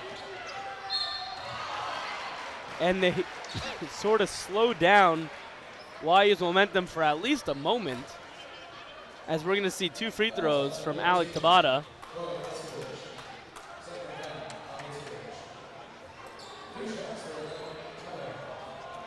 Oh man, you should have seen the energy that the crowd possessed after that last steal there. Tabata hits the free throw. He's cool. He's calm. He's collected. Still plenty of time in this game, might I add. Although it feels like the final minutes. Doesn't hit the second free throw. YU's ball as they are down 2. First opportunity, or one of the first opportunities to really take the lead in a while. Cronin finds Roy down low. Roy needs to get out of the paint before 3 seconds violation is called. Cronin finds Zevi on the other side of the court. Zevi for the lead. And just like that, YU has taken the lead. And the sharpshooter showing up at the right time. You know, he's been a little bit quiet here today, but now cutting the lead to 1. Zevi and Max have actually combined for all of the last 17 points. Obviously, Max doing a little bit of the heavy lifting there, but an unbelievable run spearheaded by the Max 2 star guards, Zevi and Max. Exactly, and as we mentioned earlier, the last time these two teams faced off, it was Zevi who had 38 points. It was Zachheim who had 37 points. These are guys who really know how to turn it on when the game matters most. These guys were familiar with these matchups, and it's just been incredible. I mean, it's been incredible, this run here that YU has gone on. Yeah, and they've really turned the game on its head. 19-4 run in the last a little more than 4 minutes. We were talking about a 14-point game. Can the Max maybe climb their way back in somehow? And now all of a sudden they got a 1-point lead, which I believe this is their first lead. This is their first lead of the game. They've led for all of 2 seconds this game. And with all the momentum, might I add. 100%. There's still 6:44, really a long time to play. Oh, plenty of game. I fear the Max, you really can't get complacent here. Obviously, you're excited about the run, but this full timeout kind of, settling things down. Smart timeout by Coach Ewell, kind of just get his guys to chill, set back in. But the Max really can't let up here because we've seen sometimes, like over the last couple minutes, put their pedal to the metal. They can really just, run teams out of the gym. But then other times they take their foot off the gas and, it can flip the other way. So the Max really have to be diligent here, stay disciplined. They're still coming out in the press despite the fact that they're winning, and really just make sure that they don't let up here in the last 6:44. As Forrest is going to look to do something with it. St. Joe's as a whole has not gotten a ton of offense here late. YU Max unhappy with the continuation of play there. And just like that, Malloy scores an easy layup out of the timeout. Yeah, between some bench time and just overall a little bit of a dysfunction on offense from St. Joe's.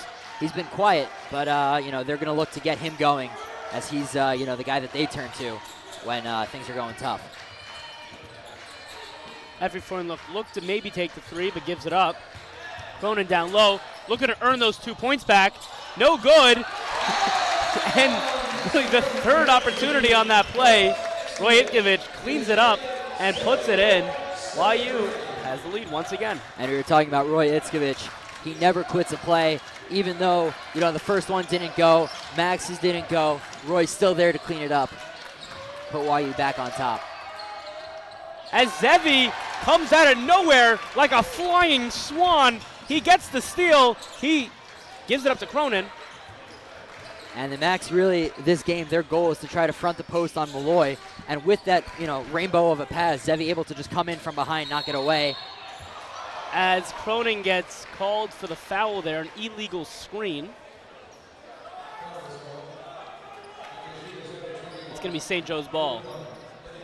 And that's only his second of the day, with it being an offensive foul. They're not going to go to the line to shoot. But if you're Luke, definitely a little bit of an ill-advised foul. You don't want to be taking your fouls on offense. Exactly. And now Yoavo Selka coming into the game for YU. With him playing on 4, let's see if he winds up being a little more conservative here. Zachheim is guarding Forrest up top. Gives it to Malloy, the high post.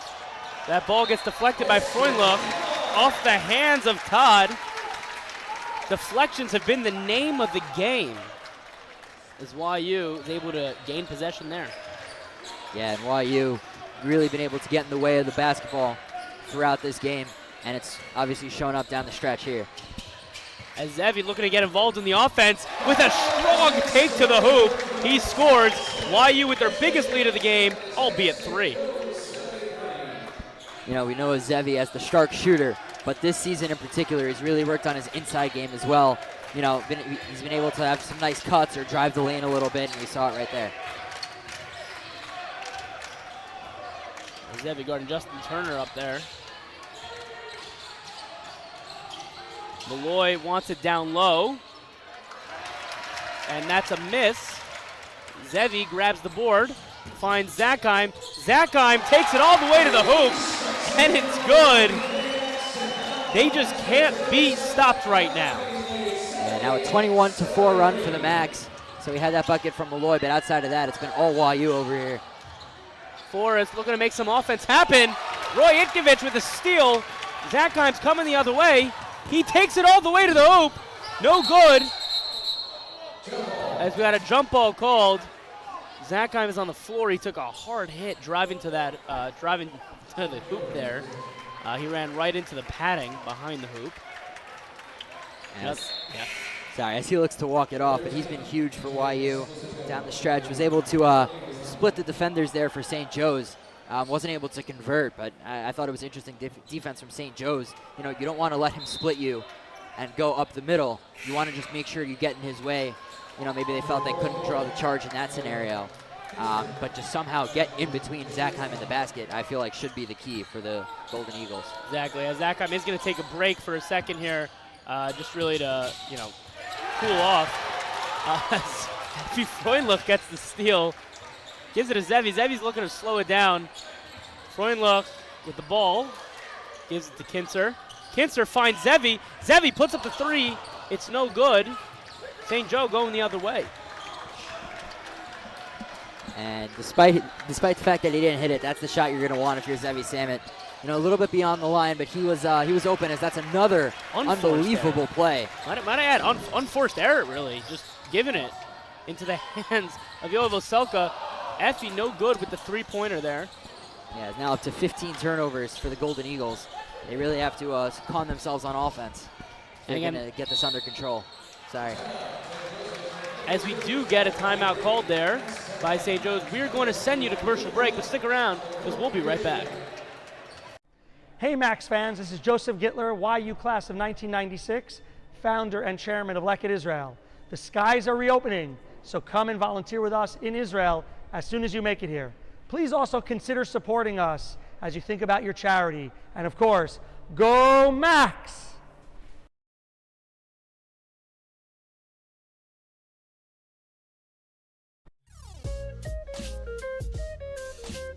You know, one of the aspects of being president of Yeshiva University is that I get to attend many basketball games. We have a very popular basketball team. Do people know that?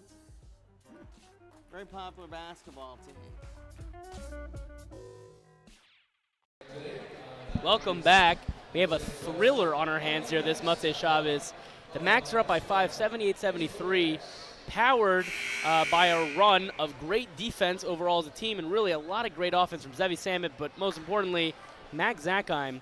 Zakheim, by the way, who some fans thought was questionable for tonight's game as his cousin is getting married in Israel in just a couple days, but Zakheim is here tonight. He showed up and he's showing out. Yeah, it just shows you the dedication of Max Zakheim, and he's just been unbelievable. He's been everything the Macs have wanted in this game, and you know, him and Zevi really combining for, you know, the majority of the Max points on this run. You know, a little sprinkling from Dotan, a little sprinkling from Roy, but it's really been the Max Zakheim show, and St. Joe's just has no answer to the Max transition, to Max press on offense, and then, you know, on the defensive end, they have no answer to Zakheim in transition and getting downhill. As St. Joe's knows that they have plenty of time left, they're not going to look to force anything here, as Zevi does get called for the foul. That's going to send number 15, Matt Coletti, to the line to shoot 2 free throws.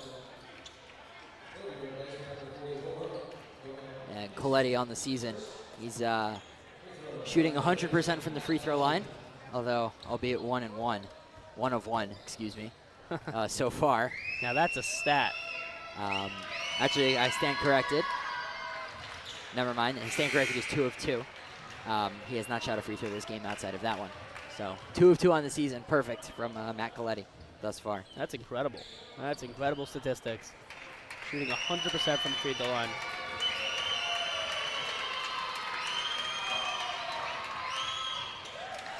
As he doesn't hit the second one there, Yosef, you really enabled that announcer's drinks, whether on purpose or not. Although it is, so therefore, because of that miss, it is still a 2-possession game. YU is up by 4. And the key here for the Max is they're not going to want to rush anything, but you still have to run your offense. As Roy finds himself wide open and unable to hit the three-pointer there. It was a shot he liked. It wasn't a bad shot, just unable to hit it. Yoel Kinser does come into the game for Zevi Samet on this defensive possession. This is something that Coach Steinmetz has been doing, subbing him in and out to play some defense here, especially with his guys in foul trouble and really just with the length and strength that Kinser has. Kinser forces the turnover. Effie Freundlich gets the steal and scores it. And Effie Freundlich has just been excellent here for YU, with that being his 3rd steal of the night. Max overall with now up to 12 steals. As Roy does get called for the foul there on a driving Alec Tabata. And, you know, just as we pointed out, Coach Steinmetz with his tactic, he's going to sub in Zevi Samet for Yoel Kinser for the offensive possession. And I like that strategy from him going offense, defense. Now, interesting to note, Zevi's up to 4 fouls.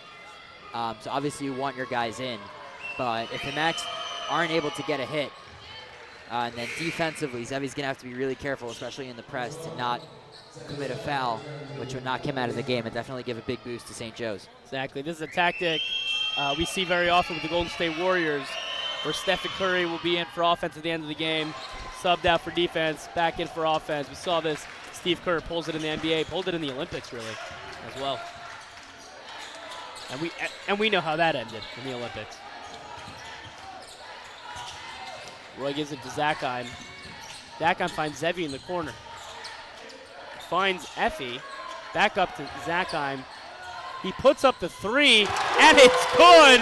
Just like that. The Max are up by 8 points, 83-75. They are in the driver's seat of this game. Must be something about the St. Joe's Golden Eagles. Zakheim up to 32 points. Now officially gunning for his record of 37 that he had last game. So that's a strong take by Tabata. Roy going to get called for his 4th. So let's see if the foul trouble for the Max can maybe punish them down the stretch. And just as YU looked like they were running away with it, Tabata says, hey, we're still here. As with a strong take to the hoop, scored an and one, opportunity for a 3-point play.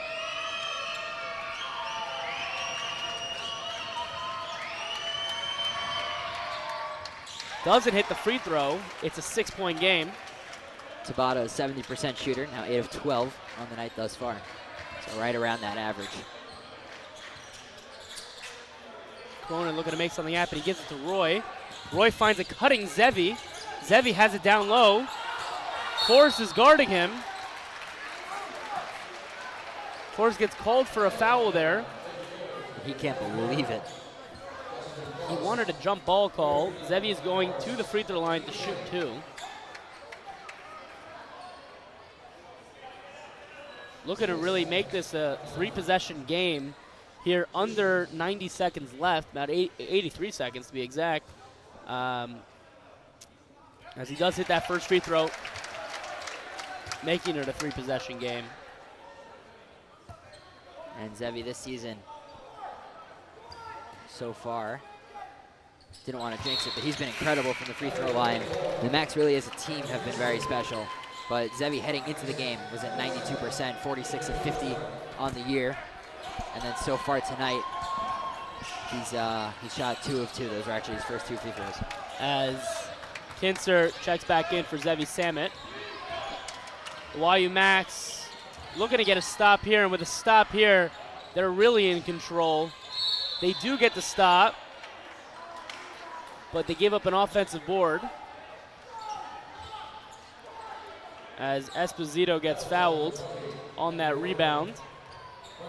He's going to the free throw line, looking to cut into this lead.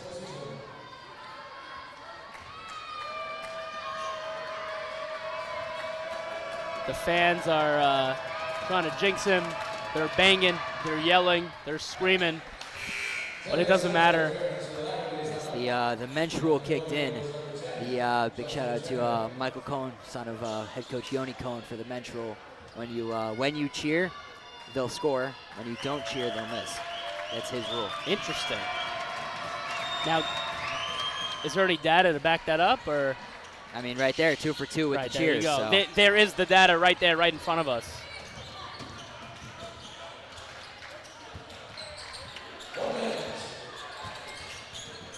Zakheim finds Zevi. Loren has it up top. Max looking to get a shot up. He drives to the hoop. He stops on a dime. He puts it up and in. YU is up 87-79. With the ball coming the other way. Forrest puts up a three. No good. Offensive rebound. They get it back, and it's out of bounds.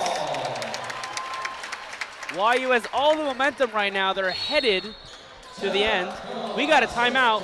We're going to send you to commercial break, but stick around because we are going to end this game with some thrilling plays.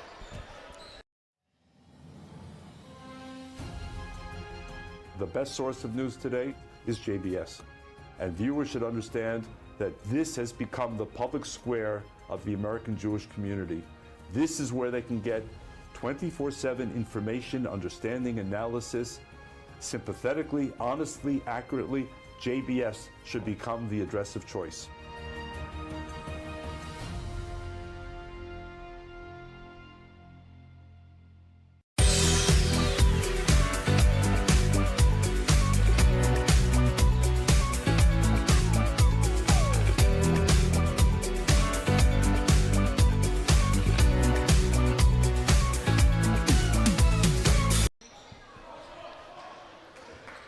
JBS doesn't just broadcast games. They're all about Jewish education and connection.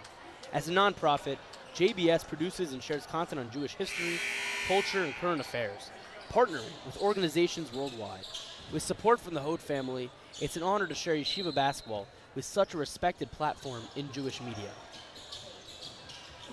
Roy checks it into Zevi. Zevi not looking to rush anything here. Flores does foul him. That's going to send Zevi to the line to shoot 2 free throws. And it looks like St. Joe's is going to play the fouling game at this point, although down 8 with 30 seconds to go. Definitely possible. But Zevi Samit is for sure the guy you would least like to see, maybe in the entire conference, headed to the line. Looking to seal the game here for the YU Max. Although the Max as a whole have shot really well. Zevi, heading into the game, Zevi was 92%, Max Zakheim 82%, Roy Ivkovic 90% from the line. So definitely guys you don't want to send. If there are guys that you want to send, you'd probably want to send Luke Cronin, only 66% from the line. And then Effie Freundlich is 100%, 7 of 7 on the year. So Coach Timeout's kind of reading the room, putting in his all free throw shooting team. And assuming Zevi can hit the second one, the old Kinzer is going to come into the game for defense. It's a real testament to the discipline that this team portrays, that they have so many incredible free throw shooters. See, we're not even worried about announcers' jinx when Zevi's at the line. We'll talk about how great he is at the free throw line because we know it doesn't matter if we talk about it, we don't talk about it. He's going to hit them. As Kinzer, as you noted, just came back into the game.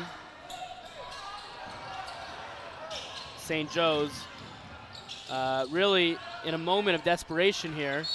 They score, and we got a timeout. Yeah, we're saying. Sorry, and it's just going to be it's actually going to be a full timeout by Coach Ewell.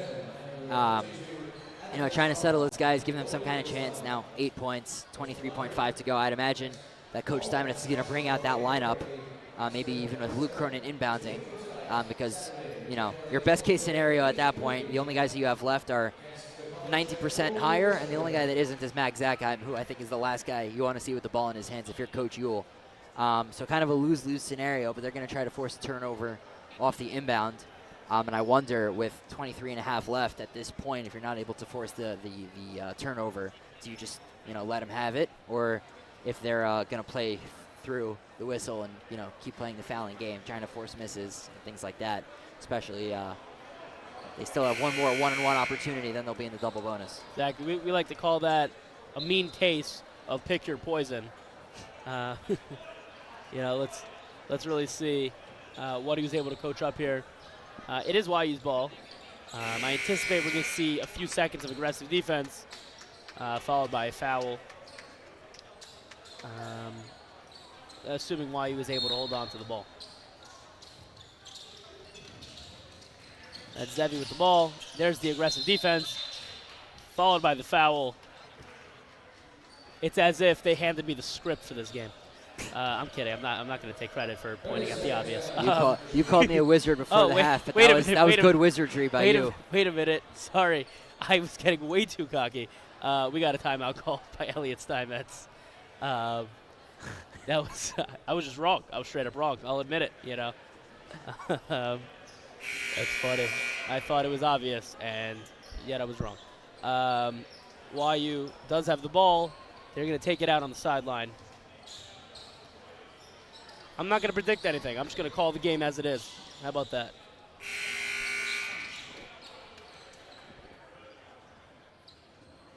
Ref talking to the guys over there. And interesting to note on this inbounds, unlike the last one, Roy is not able to move, whereas on the baseline he was. And it looks like they're not going to foul, more just play up-front defense, 15 to go. And Zevi does have the ball. Forrest does foul him. That's going to send Zevi to the line. And that's going to send Forrest to the bench. That's his fifth. I think at this point maybe a little bit too little too late on that foul. Maybe just, let the clock run out for Justin Forrest. But you know what? You know what they say? The game isn't over until the fat lady sings. And I don't hear her singing. Forrest doesn't hear her singing. Even though I might. He definitely doesn't. So, he wants to give his team one more shot with the ball. But this looks like it's going to be a pretty solid victory for the YU Max.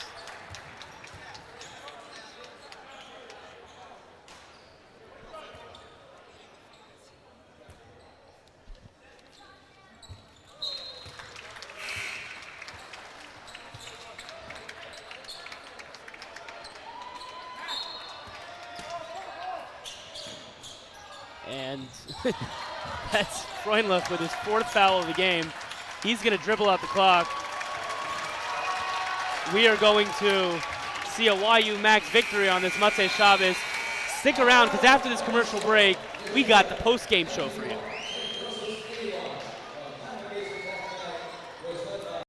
Hey Max fans, this is Joseph Gittler, YU class of 1996, founder and chairman of Leket Israel.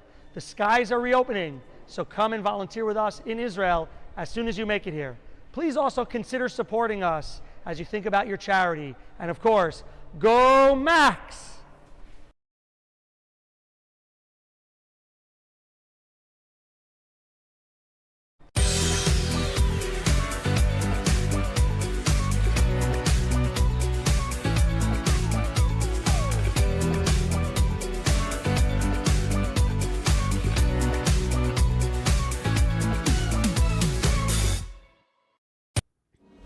Max Live, Yeshiva University men's basketball on JBS, is made possible in part by Janet and Lior Hod and family, with immense gratitude to Hashem.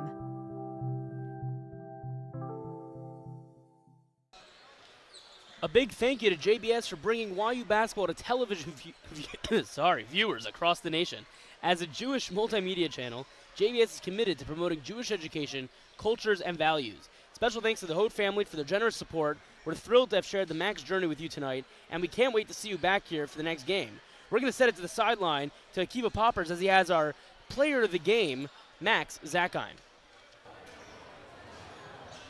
I'm here with Max Zackheim on the sideline. Max, tell me how you got that dog in you.